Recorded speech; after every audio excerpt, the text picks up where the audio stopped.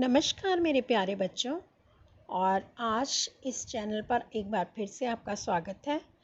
आज हम कक्षा 9 के पाठ ल्हासा की ओर का अध्ययन करने जा रहे हैं। यह पाठ राहुल सांकृत्यायन जी द्वारा रचित है और यह पाठ बच्चों एक यात्रा वृत्तांत है जिसमें राहुल सांकृत्यायन जी ने अपनी एक यात्रा का वर्णन किया है जो उन्होंने नेपाल से तिब्बत तक की थी। बच्चों, तिब्बत की इस यात्रा में उन्होंने यानी राहुल जी ने अपनी तिब्बत की इस यात्रा के वर्णन में जो उन्होंने 1929 और 30 में की थी, इस समय बच्चों नेपाल के रास्ते से उन्होंने ये यात्रा की और उस समय भारतीयों को तिब्बत की यात्रा की अनुमति नहीं थी। तो उन्होंने छद्मवेश यानी भिखमंगे का वेश बना करके यह यात्रा की थी। और इस यात्रा में उन्होंने यानी तिब्बत की यात्रा में उन्होंने ल्हासा बच्चों तिब्बत की राजधानी है ल्हासा, और ल्हासा जाने वाले अनेक दुर्गम स्थानों का वर्णन किया है। अपनी यात्रा के दौरान उन्होंने जो भी अनुभव प्राप्त किया उसका वर्णन उन्होंने इस यात्रा वृत्तांत में किया है। इसके अतिरिक्त उन्होंने तिब्बती समाज, वहाँ की सभ्यता और संस्कृति का वर्णन भी इस यात्रा के दौरान जो उन्हें प्राप्त हुआ उसका वर्णन इस पाठ में हमें मिलेगा। तो बच्चों, पाठ शुरू करते हैं। ल्हासा की ओर। वह नेपाल से तिब्बत जाने का मुख्य रास्ता है। फरी कलिंगपोंग का रास्ता जब नहीं खुला था तो नेपाल ही नहीं, हिंदुस्तान की भी चीज़ें इसी रास्ते तिब्बत जाया करती थी।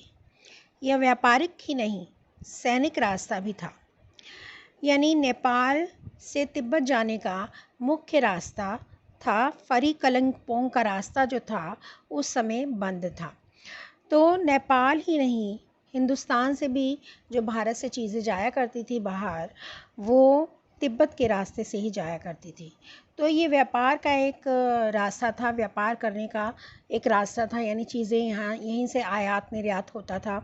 इसके बाद व्यापारिक ही नहीं, ये एक सैनिक रास्ता भी था।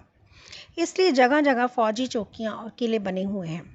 यानी जब लेखक यहाँ पर यात्रा कर रहा था तो उसने देखा कि यहाँ पर जगह जगह फौजी की चौकियाँ और किले बने हैं, और उसमें पता चला उसे कि वहाँ पर कभी चीनी पलटन रहा करती थी। पलटन मीन्स होता है सेना। आजकल बहुत से फौजी मकान गिर चुके हैं दुर्ग के किसी भाग में, जहाँ किसानों ने अपना बसेरा बना लिया है।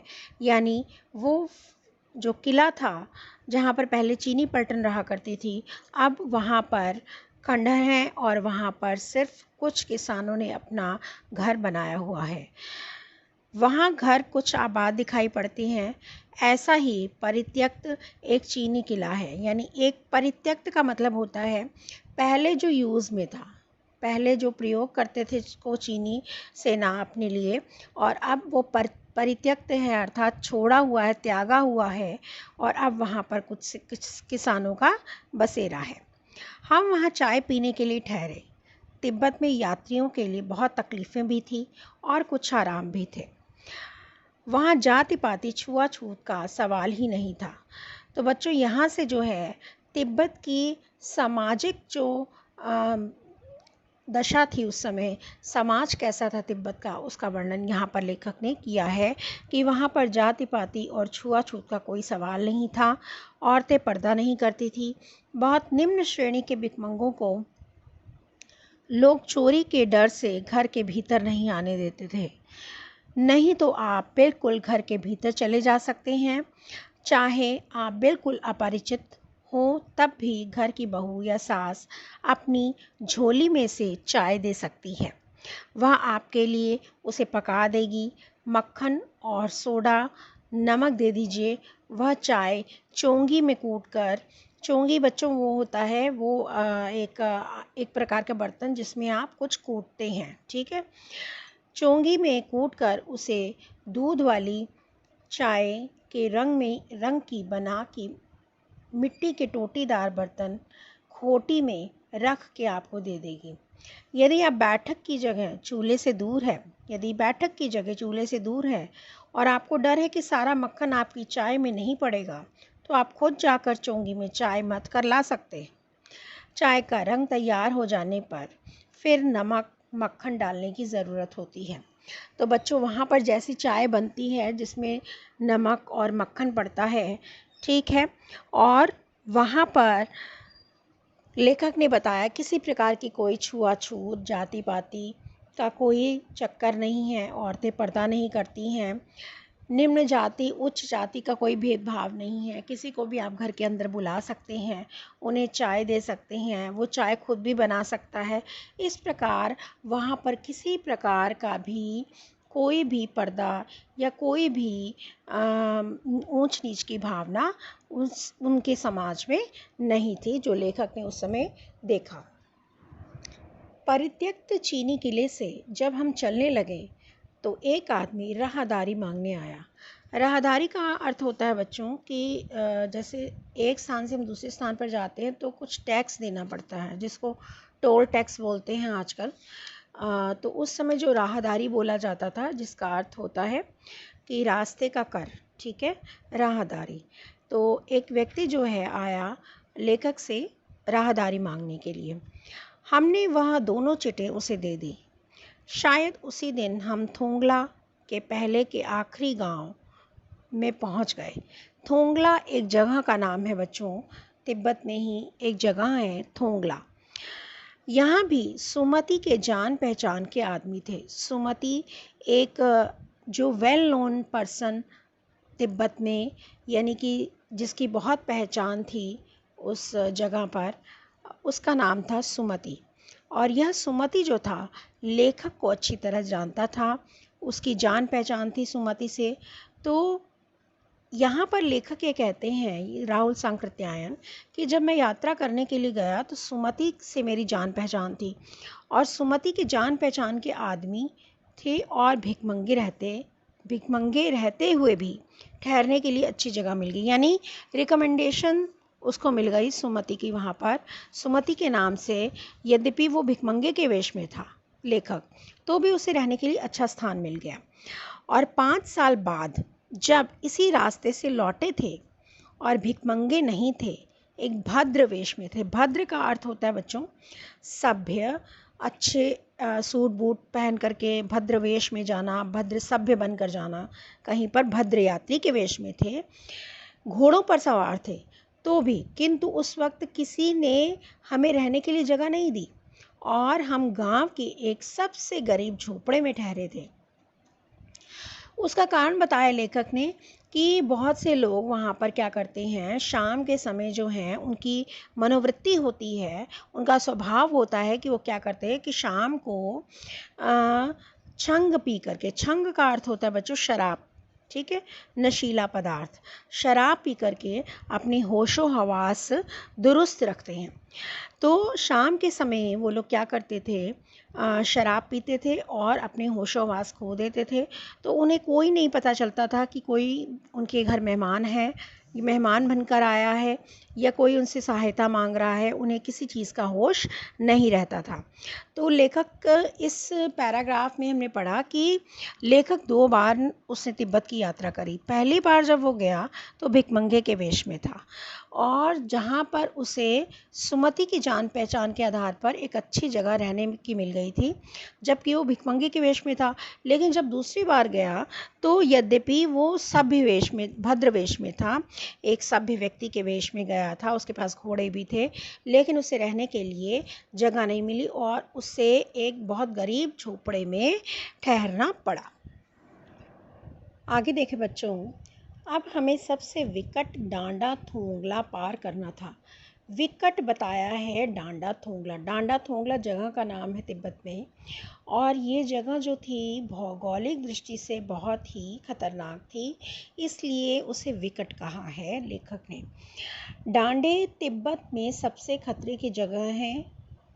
16-17 हज़ार फीट की ऊंचाई होने के कारण उनके दोनों तरफ मीलों तक कोई गांव गिराव नहीं होते, क्योंकि बहुत ऊंचाई पर है, और इसकी ऊंचाई जो है 16-17 हज़ार फीट है, ठीक है। नदियों के मोड़ और पहाड़ों के कोनों के कारण बहुत दूर तक आदमी को देखा नहीं जा सकता। तो ये एक ऐसी जगह है बच्चों, डांडा थोंगला तिब्बत में, जो बहुत ऊंचाई पर है। 16-17 हज़ार फीट इसकी ऊंचाई है। और यहाँ आसपास बहुत ऊंचाई में होने के कारण कोई भी यहाँ आसपास नहीं रहता है, कोई गांव नहीं है, कोई लोग रहते नहीं हैं, ठीक है, कोई जनसंख्या नहीं है यहाँ पर। और नदियाँ हैं, पहाड़ हैं इस स्थान पर। यानी इस अनुच्छेद में, पाठ के इस अनुच्छेद में लेखक ने तिब्बत के भौगोलिक दृष्टि से तिब्बत कैसा है उसकी स्थिति का वर्णन किया है। और कहा है कि यहाँ पर दूर दूर तक किसी आदमी को देखा नहीं जा सकता, सुनसान जगह है डांडा थोंगला। डाकुओं के लिए सबसे सही जगह है, सबसे अच्छी जगह है। तिब्बत में गांव में आकर खून हो जाए तब तो खूनी को सज़ा भी मिल सकती है, लेकिन इस निर्जन स्थान पर, निर्जन का मतलब होता है निर्जन, बिना जन के, अर्थात सुनसान स्थान। सुनसान स्थानों में मरे हुए आदमियों के लिए कोई परवाह नहीं करता। तो यहाँ पर अगर किसी का खून हो जाता है या कोई किसी को मार के चला जाता है तो यहाँ पर किसी को कुछ भी पता नहीं चलता। ये एक ऐसा स्थान है डांडा थोंगला। और यहाँ पर सरकार, खुफिया विभाग और पुलिस पर उतना खर्च नहीं करती है, और वहाँ गवाह भी कोई नहीं मिल सकता। अगर कोई किसी को मार कर चला जाता है तो यहाँ पर सरकार ने क्या किया है, उस समय पुलिस विभाग, कानून की भी कोई इतनी व्यवस्था नहीं थी, ना पुलिस की, कि वहाँ पर कोई किसी को मार कर चला जाए तो पता लगाया जा सके, ऐसा कुछ भी नहीं था। डकैत पहले आदमी को मार डालते हैं और फिर देखते हैं कि कुछ पैसा है कि नहीं। हथियार का कानून ना रहने के कारण बच्चों, आजकल क्या होता है कि अगर आपको कोई हथियार रखना होता है अपने घर पर, या कोई बंदूक या रखनी होती है, कोई भी कुछ भी हथियार रखना होता है, तो उसके लिए लाइसेंस की ज़रूरत होती है। लेकिन उस समय जो था, हथियार का किसी भी प्रकार का कानून नहीं था। कोई भी व्यक्ति बंदूक, लाठी, पिस्तौल अपने पास रख सकता था, क्योंकि सुनसान इलाके थे, कानून की वैसे ही कोई व्यवस्था नहीं थी, पुलिस और कानून की।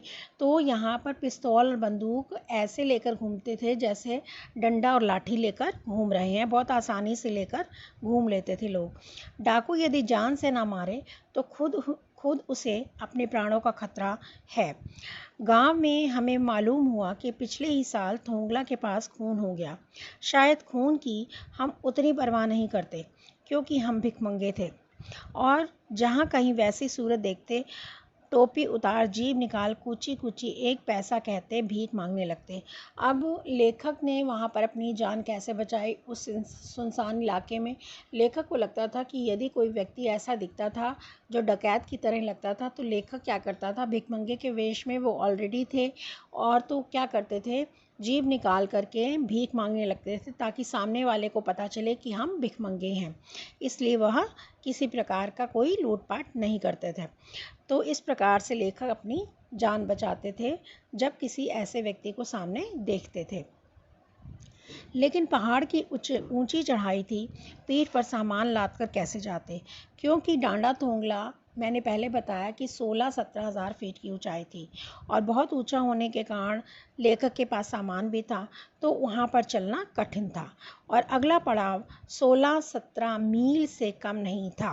मैंने सुमति से कहा कि यहाँ से लंकोर तक के लिए, लंकोर भी एक जगह का नाम है, डांडा थोंगला के पास जगह है लंकोर, और लंकोर के लिए 2 घोड़े कर लेते हैं, सामान भी रख लेंगे और चढ़े चलेंगे। तो लेखक ने कहा सुमति से, अपने मित्र से, कि यहाँ पर हम आगे जाने के लिए, लंकोर तक जाने के लिए घोड़े करते हैं 2, जिस पर सामान भी रख लेंगे और आसानी से चढ़ भी जाएंगे। तो बच्चों, इस पैराग्राफ में पूरा भौगोलिक जो वर्णन है तिब्बत का किया गया है। डांडा थोंगला एक जगह है, उसका भौगोलिक वर्णन किया गया कि वहाँ पर पहाड़ियाँ कैसी हैं, नदियाँ हैं, ऊंचाई पर जगह हैं, वहाँ पर दुर्गम स्थान है जहाँ चलना कठिन है, ठीक है, सुनसान इलाके हैं जहाँ पर कोई भी किसी को मार कर चला जाता है, पुलिस और कानून की कोई किसी प्रकार की व्यवस्था नहीं है, सभी लोग पिस्तौल और बंदूक ऐसे लेकर घूमते हैं जैसे लाठी और डंडा लेकर घूम रहे हो, क्योंकि किसी प्रकार की कानून और पुलिस की वहाँ पर कोई व्यवस्था नहीं है। तो बच्चों, ये हमने आधा चैप्टर अभी इस वीडियो में समझा है इसका शेष भाग, इस पाठ का शेष भाग हम अगली वीडियो में समझेंगे। तब तक के लिए बच्चों धन्यवाद।